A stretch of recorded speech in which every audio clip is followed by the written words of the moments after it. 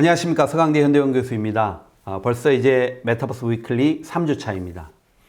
지금까지 우리는 주로 메타버스의 핵심 주력 플레이어들을 살펴봤는데요. 오늘은 조금 다른 시각의 다른 기업들을 좀 얘기해 보겠습니다. 우선 엔비디아 얘기를 좀 해보겠습니다. 아마 이제 이 방송을 보시는 분들이 언젠가는 형 교수가 엔비디아 얘기할 줄 알았다 이렇게 생각을 하시는 분들도 제법 계실 거라고 생각을 합니다. 네. 사실은 엔비디아는 컴퓨터의 핵심 부품 중에 하나인 이 그래픽 처리 기술을 가지고 있는 회사죠. GPU라는 핵심 장치를 생산하는 회사인데요.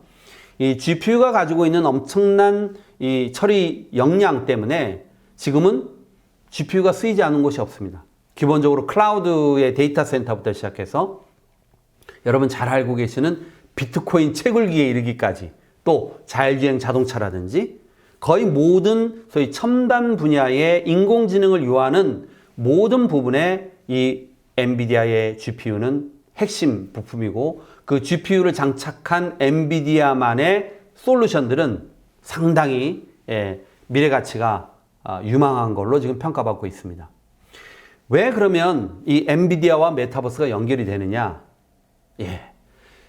GPU가 아까 인공지능의 핵심이라고 말씀드렸지 않습니까? 그런데 이것이 가지고 있는 엄청난 그래픽의 처리 용량은 당연히 3D 기반의 가상세계를 만드는데 어쩌면 가장 핵심 요소이기도 하죠. 그런데 더 나아가서 엔비디아가 갖고 있는 비전, 즉 3D와 관련된 이 현실 세계에서 필요로 되어지는 뭔가의 목적을 실현하기 위해서 가상세계를 구축하는 데 필요로 되어지는 여러 가지 요소들을 다 끌어안겠다는 겁니다. 사실 지금 보면 회사도 다르고 표준도 다르고 여러 가지 방식도 달라요. 그런데 엔비디아의 옴니버스라는 그런 플랫폼에는 모든 거를 다 끌어안아서 옴니버스에서 표준이 다르든 회사가 다르든 거기에서는 실시간으로 협업이 가능하고 실시간으로 컨텐츠를 만들어서 캐스팅하는 릴리스하는 역할까지 원스텝으로 할 수 있도록 그렇게 짜겠다라는 거죠. 그러다 보니 이 엔비디아의 옴니버스에 내노라는 회사들이 지금 줄 서서 착착 조인하고 있습니다. 여러분 네트워크 솔루션의 대표 주자 누구죠? 시스코. 그렇죠? 그 다음에 디지털 컨텐츠, 특히 3D 컨텐츠의 제1주자는 픽사죠. 픽사. 픽사도 가입했어요. 그리고 3D 저작 툴을 만드는 여러 회사들, 3D 맥스 마야의 오토데스크 를 시작으로 해서 거의 모든 회사들, 언리얼 엔진의 에픽 게임즈까지 다 엔비디아의 옴니버스에 지금 조인하고 있다. 결국 지금 메타버스를 둘러싼 뜨거운 열기에 진정한 수혜자는 전면에 나서고 있는 메타버스의 구축자가 아니라 그 메타버스 구축에 필요한 핵심 기술, 핵심 기반 플랫폼을 제공하고 있는 엔비디아가 될 가능성이 대단히 높다. 그래서 엔비디아의 최근의 주가 흐름을 보면 올해만 벌써 130%의 주가 상승이 보여요. 주가 얘기 조금만 더 해보면요. 전체적으로 시장을 누가 이끌고 있느냐를 보는 방법은 구글에 여러분들 US 탑 10, 글로벌 탑 10 컴퍼니라는 키워드를 넣고 검색을 해보면 됩니다. 제가 어제 해보니 역시 탑 5 정도는 변함이 없어요. 물론 딱 하나의 변수가 있긴 하지만 주로 마이크로소프트, 애플이 1, 2위 엎치락뒤치락 하고요. 알파벳, 구글 빼놓을 수 없죠. 아마존, 페이스북까지. 그런데 이제 테슬라가 약간 5등 안에 들었다 빠졌다 이런 상황이고요. 그러면 이제 5개, 테슬라를 제외한 나머지 5개 회사가 사실은 거대한 IT 플랫폼 회사들이거든요. 그런데 놀랍게도 엔비디아가 7위에 이제 드디어 랭크가 됐습니다. 결국 위에 있는 5개의 거대한 IT 회사들이 나가는 그 바로 뒤에 엔비디아가 딱 받치고 있는 형상이에요. 실질적으로 돈은 엔비디아가 다 긁어 모을 수도 있는 구조적으로 그렇게 짜고 있어요. 그런데 거기에 저커버그가 우리 1회에 제가 말씀드렸죠. 사명을 메타로 바꾸면서 100조를 쓰겠다고 했잖아요. 이 100조의 주인공이 누굴까? 근데 분명한 것은 그 중에 분명히 엔비디아가 상당한 수혜자가 될 거라는 것은 의심의 여지가 없어요. 자, 그렇게 놓고 보면 메타버스의 새로운 현상 속에서 이 메타버스를 구현하기 위한 핵심 기술과 플랫폼을 제공하고 있는 엔비디아, 앞으로도 그 성장세는 상당히 주목할 만하지 않을까 이런 생각을 합니다. 그러다 보니 타임지에서 올해 2021년 최고의 발명품 100선에 엔비디아의 옴니버스를 포함시켰어요. 이 옴니라는 건 여러 개라는 뜻이고요. 예. 옴니버스는 결국 다양한 메타버스의 세상들을 하나로 연결시켜주는 기술적 토대를 엔비디아가 제공하겠다. 이 플랫폼을 통해서 표준이 다르든 회사가 다르든 다 협업하고 쉽게 빠르게 그런 어떤 가상세계 구축의 솔루션을 제공하겠다라는 게 이제 옴니버스인데요. 2021년 100개의 최고 발명품에 선정이 됐어요.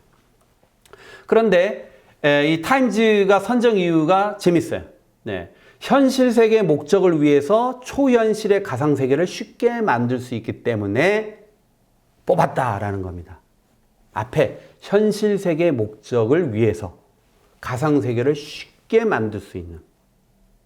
자, 그렇다면 앞으로의 메타버스의 성장에서 이런 위치를 독보적으로 가지고 있는 엔비디아의 성장세는 여러분 어떻게 보십니까? 계속 주목해 볼 만하지 않을까 생각을 합니다. 엔비디아 얘기를 한 김에 엔비디아처럼 조용한 조력자이지만 굉장히 실속을 챙기는 또 하나의 회사를 오늘 얘기한 김에 한번 같이 다뤄보려고 합니다. 유니티 테크놀로지입니다. 아마 게임 쪽에 조금 익숙하신 분들은 유니티? 이렇게 말씀하실 겁니다. 그 게임을 개발하기 위해서 반드시 필요한 소위 게임 엔진을 제공하고 있는 회사죠. 아마 여러분들이 다루고 있는 상당 부분의 게임들이 유니티라는 엔진에 기반해서 만들어진 게임일 가능성이 대단히 높고요. 아마 여러분들 쉽게 알기로는 포켓몬고 이런 것들이요. 리그 오브 레전드 이런 것도 전부 유니티와 연결이 돼 있는 그런 게임들이죠. 이 유니티라는 회사는 원래 덴마크에서 조그마한 벤처로 시작을 했는데 2004년에 만들어졌어요. 2007년에 이 조그마한 회사가 엄청난 성장을 이루게 됩니다. 2007년 하면 여러분들 머리에 뭐가 떠오르실까요? 우리 IT 역사에 여러분들이 쓰고 있는 어떤 제품에 엄청난 혁신이 2007년에 시작이 됩니다. 아이폰입니다, 여러분. 아이폰. 아이폰에는 여러분 상당히 많은 그 앱스토어에서 구현되는 여러 가지 게임들, 앱들이 있죠. 이 뒤에 바로 유니티가 작동하고 있는 거죠. 그래서 이 모바일 게임 쪽에서는 유니티처럼 가벼운 엔진이 상당히 강력하게 작동을 하게 되어 있고요. 아이폰의 성장과 함께 유니티도 굉장히 빠른 성장을 이루게 됩니다. 그런데 지금 보면 지금 개발되고 있는 게임 중에 상당 부분들, 지금 우리가 사용하는 즐기는 게임들의 거의 절반 이상들은 유니티 엔진을 쓰고 있다 이렇게 보면 되고요. 모바일 쪽은 거의 독점적이에요. 모바일 쪽은 거의 70, 80% 정도가 유니티 엔진을 쓰고 있다 이렇게 보면 되고요. 특히 AR, VR 쪽의 컨텐츠 있지 않습니까? 이거는 거의 90%가 유니티를 쓰고 있어요. 그러니 여러분 딱 계산이 나오죠? 그림이 그려지지 않습니까?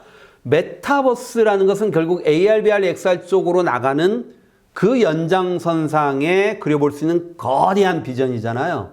그러면 결국 메타버스를 구현하는데 누가 어떤 기술이 가장 쓰임을 받을까라고 생각을 해보면 유니티가 지금 보유하고 있는 게임 엔진으로서의 이런 강한 경쟁력이 메타버스에도 그대로 적용될 가능성이 높다 이렇게 보입니다. 그래서 메타버스의 기술적 수혜주는 앞서 말씀드린 엔비디아와 지금 말씀드리고 있는 유니티 이 두 축을 빼놓고는 얘기를 할 수 없는 정도가 아닌가 생각이 들고요. 최근에 주가의 흐름을 보시면 이래서 지금 이렇게 소위 날아가는구나 라는 걸 여러분들이 보실 수 있습니다. 자, 이 유니티가 사실은 이 M&A를 통해서 기업의 가치를 굉장히 실속 있게 키워오기로 또 상당히 정평이 나 있습니다. 이제 그 중에 하나는 이 게이머들한테 반드시 필수적인 기능 중에 하나가 게임을 하면서 동시에 채팅, 즉 음성과 텍스트로 채팅을 하는 기능이 있는데요. 여기에 이제 가장 뛰어난 기술력을 갖고 있는 회사 중에 하나가 비박스라는 회사가 있는데 2019년에 이 회사를 인수를 해요. 예. 그래서 소위 포트나이트 또는 리그 오브 레전드, 아마 익히 널리 알려진 게임에 이 비박스의 채팅 솔루션이 채택이 되어 있거든요. 그러면서 소위 게임계의 소위 장악력, 영향력을 소리 소문 없이 넓혀오고 있는 게 유니티예요. 그런데 이번에 유니티가 또 다른 M&A를 통해서 기업의 미래 가치를 확실하게 높이고 있습니다. 다름 아닌 웨타 디지털입니다. 여러분, 웨타 디지털 하면 어떤 영화가 떠오르시나요? 반지의 제왕이죠. 반지의 제왕. 뉴질랜드 회사이긴 하지만 사실은 이 웨타 디지털을 통해서 아바타나 반지의 제왕 같은 소위 3D 효과로는 아마 거의 세계의 독보적인 기술력을 갖고 있는 회사다, 이렇게 평가를 받고 있는데, 이번에 무려 16억 3천만 달러, 우리로 따지면 1조 9천억입니다. 대단하죠? 이 1조 9천억을 들여서 유니티가 소위 웨타 디지털을 인수했다는 소식에 아주 시장이 뜨겁습니다. 결국 메타버스를 구축하기 위해서는 게임 엔진이 필수적이고요.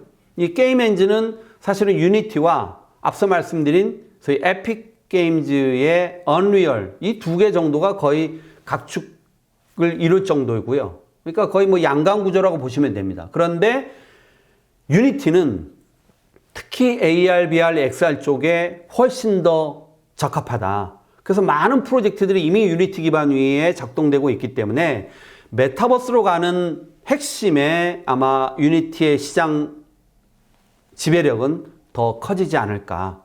이제 그런 것들이 소위 웨타 디지털의 인수를 통해서 그 기술력까지 얹혀지게 되기 때문에 향후 유니티의 발전 가능성은 대단히 높다, 이렇게 평가를 받는 거고요. 연결해서 하나 보면 LGU 플러스도 이 유니티와 메타버스 구축을 위한 기술 협력 체계를 구축한다, 이런 뉴스가 나와 있어요. 역시 결국 많은 기업들이 유니티 기반의 메타버스 구축 프로젝트를 진행할 수밖에 없는 상황들, 이런 것들이 결국 유니티를 메타버스의 성장에 또 다른 수혜자로 자리매김하게 할 것이라고 생각을 합니다. 오늘은 주로 컨텐츠 업계는 아니지만 또 메타버스의 본류, 프론트라인에 있는 기업은 아니지만 조용한 조력자를 자처하면서 실속을 챙기고 있는 엔비디아와 유니티를 통해서 메타버스의 또 다른 측면을 살펴봤습니다. 오늘 여기까지 하겠습니다. 고맙습니다.